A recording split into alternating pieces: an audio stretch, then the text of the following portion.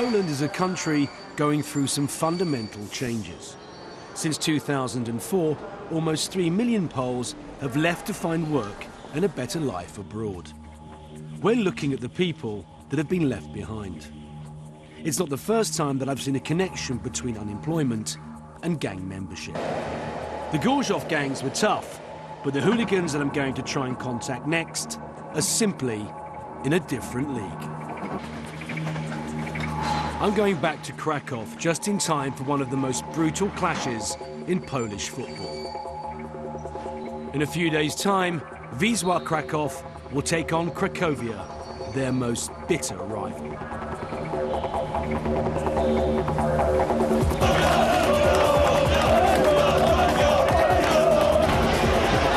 The hooligans of these two teams are the most vicious and the most feared gangs in the country.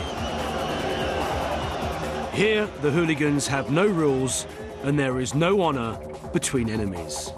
The hatred runs so deep that people are killed. As I walk around, it's obvious that there's a street war being fought here, as the whole city is plastered with graffiti.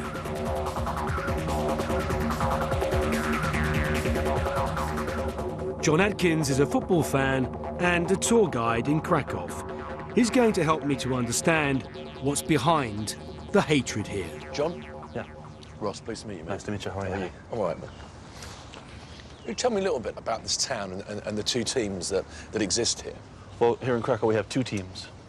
Yeah. One team is called Cracovia and the other team is called Wisła. And historically, the supporters in this town have always been each other's throats, is that correct? Yeah. The supporters of the Krakow clubs have the reputation of having the most, let's say, intense and often violent rivalry in the entire country. This neighborhood we're in now is very much a Cracovia neighborhood. Yeah. As you can see by the walls.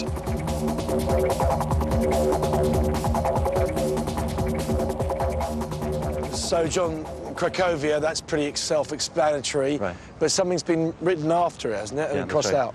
Over here we can see where a Wisła supporter put kurwa after Cracovia, which means something like whore, so Cracovia whore. But this town differs from other places we've seen in Poland, doesn't it? In terms of the hooligan element. Yeah, that's right. Elsewhere in Poland, there's an informal agreement among supporters not to use weapons when they fight, but here in Krakow they do. Knives, baseball bats, sticks, pipes, anything that can be useful in a fight.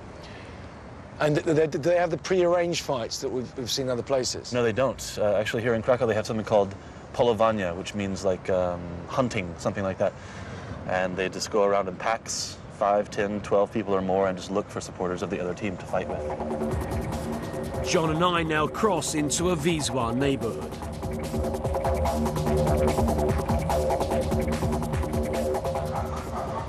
And here we can see a rather large mural identifying this as very much a Wisła neighborhood. We can see the white star of Wisła in the middle, and it says, we'll show you a feeling or a vision that you've never known. Loyalty, it's wierność, loyalty or fidelity. Yeah. What's the bottom of it say? Today an enemy, yesterday a brother. What does that mean then, Jack? Do you know? Well, you know, you can be in the Wisła family, the Wisła club, the fraternity, but if you cross them, if you leave it, you're no longer a brother, you're an enemy. So it's a threat? Something like that, yeah. John, Cracovia and Wisła are playing each other in a couple of days. What's this town going to be like when that happens? It's incredible. Police everywhere in full riot gear, shields and batons, helmets, horse-mounted police, water cannons. It really is like martial law has been declared. It's that threatening. The atmosphere is really that heavy. It's amazing. In 2 days' time, the city will hold its breath as the fans of these two deadly rivals do battle. I'm going to be there to witness the mayhem.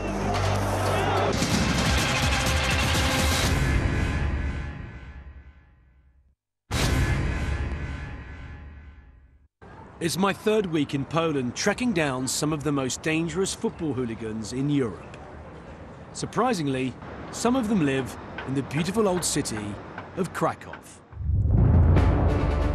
Throughout its history, Krakow has played host to many invading forces.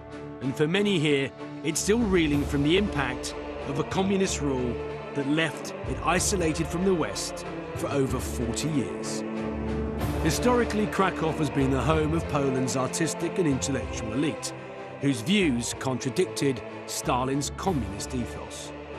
In one of the first examples of social engineering, the gigantic Lenin steelworks was constructed on the edge of the city. It provided employment for over 35,000 workers who came from all over Poland. To house them and their families, a Soviet-style suburb called Nowa Huta was built. In 1989, the Polish people won their freedom, but their industry paid the price, losing its economic protection. Today, Nowa Huta suffers chronic unemployment and is now home to some of Europe's most violent football hooligans. The gang are reluctant to speak to us. The big Wisła-Cracovia clash is tomorrow, and security is being stepped up all over the city. John has been trying to arrange a meeting. Eventually, we make some progress with the Wisła gang. They instruct us to drive to a quiet part of Nowa Huta and wait for their call. We're just about to arrive at the location where we've arranged to meet the hooligans. We've got about 5 minutes before they're supposed to be here.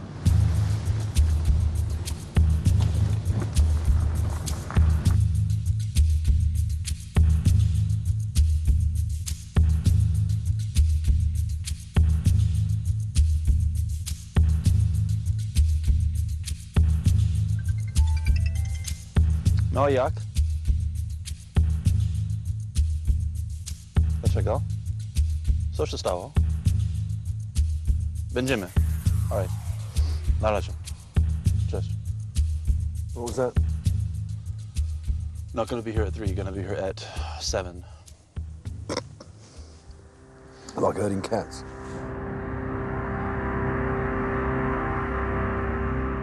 Three hours later, they call, telling us to head to a different part of the city.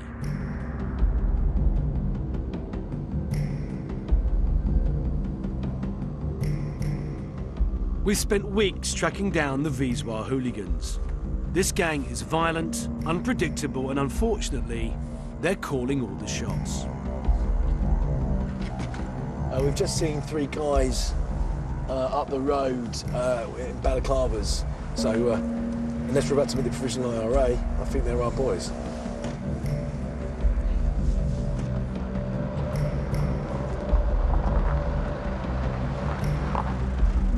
Dobra, więc jeszcze czekamy, tak? Okej, dobra, czekam na telefon i pójdą tam jak... Okej, dobra, czekam.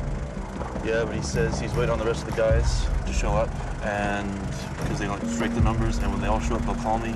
I'm supposed to go there alone. And I can't come with you. That's what he says.